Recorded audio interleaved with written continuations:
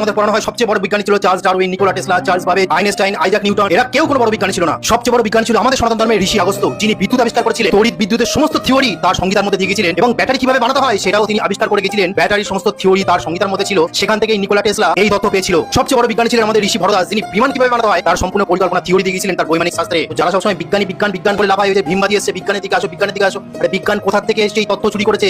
তাহলে ঋষি ভরদ্বাজ যদি বিমান আবিষ্কার করেছিল সেই সময়ে, তাহলে আপনাদের ব্রাহ্মণ্য ধর্মে গণেশের বাহন ইন্দুর কেন? তাহলে তখন তো বিমান থাকলেই হতো।